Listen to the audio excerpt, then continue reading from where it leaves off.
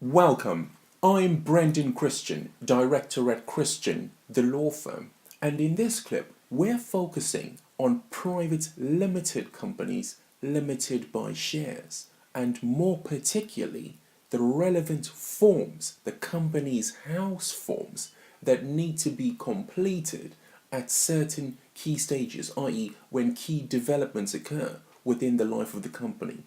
And I think the best way to do this is to do this by way of an example, as opposed to discussing these companies' house forms in the abstract. I'll talk through the forms in the course of an example. By way of a disclaimer, please note that the example, and particularly the facts underpinning the example, will all be governed by the law of England and Wales, i.e., the Companies Act 2006, as applied in England and Wales. Please note that disclaimer.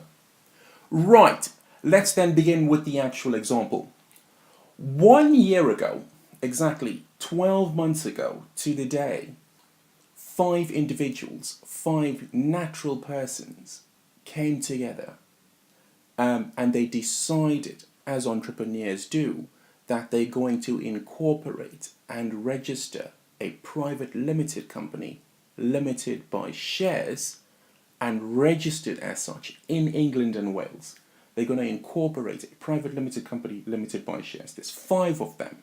So they'll all be the 5 shareholders, and they'll start by way of share capital.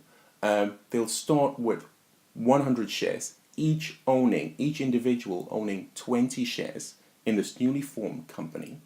And at the same time, there'll also be the 5 directors of the company.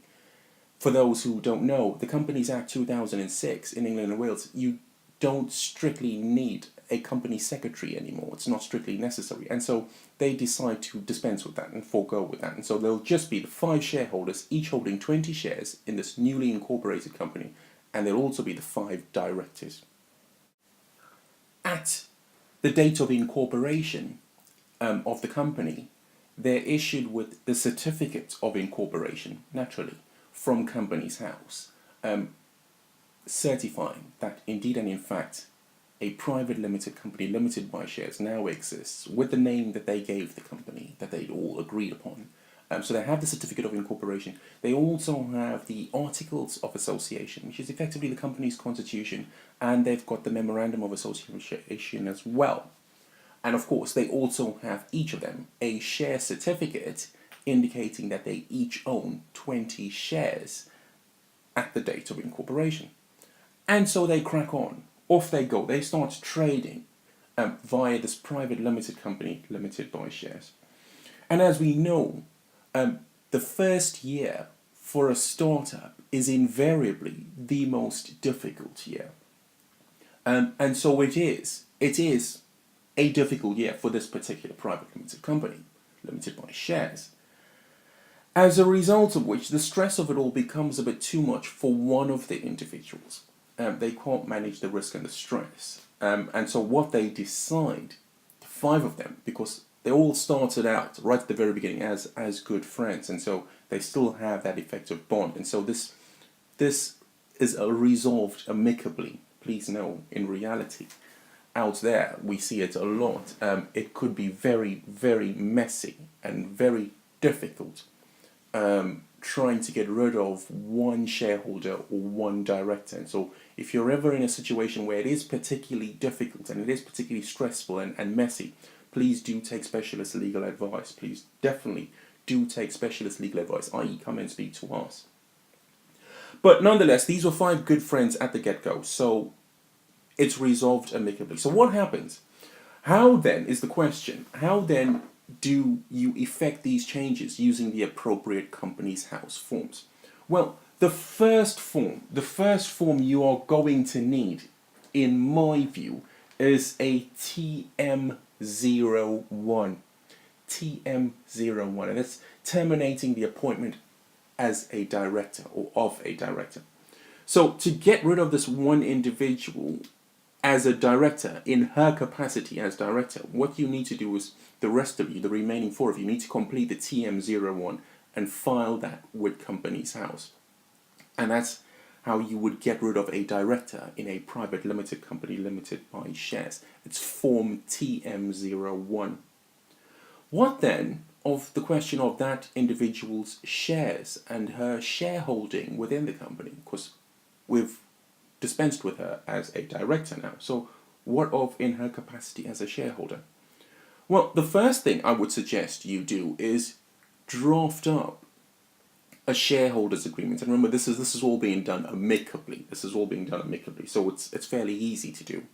Draft up a shareholders agreement in terms of which, and it will depend on the agreement reached between these 5 individuals. Let's just say, in this particular example, this outgoing shareholder decides to divide, by way of a sale of her shares, to divide the shares equally between the remaining 4 directors. And so because she had 20 at the date of incorporation, she decides, and bear with my very poor maths, she decides to pass 5 shares to each of the remaining shareholders at fair value, of course, at fair value. And so that's what the shareholders agreement will record in writing. And so each of the remaining 4 shareholders each gets 5 shares in terms of the shareholder agreement. Please note, depending on the value of these shares, stamp duty might be payable. Just watch that. But on this particular example, the company wasn't doing well in the past 12 months, and so the shares are really valued low, so low actually that they're below the threshold in terms of which stamp duty is not particularly payable. And so she passes 5 shares to shareholder A, 5 shares to shareholder B, 5 shares to shareholder C, and 5 shares to shareholder D. And so that's how you get rid of her shareholding within the company. The appropriate Companies House forms to record that, I would suggest you use form SH01.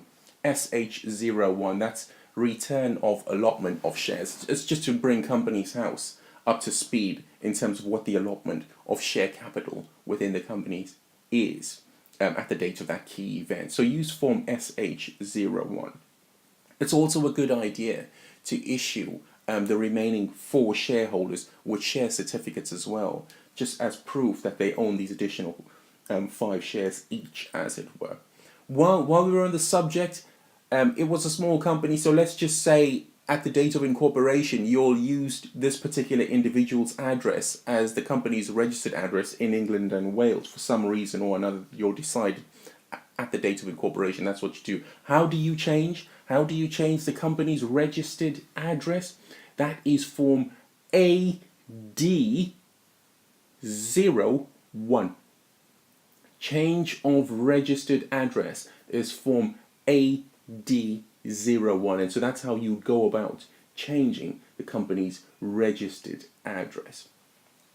And so really, those largely are the 4 key forms you would need to effect the changes that were discussed in this particular example.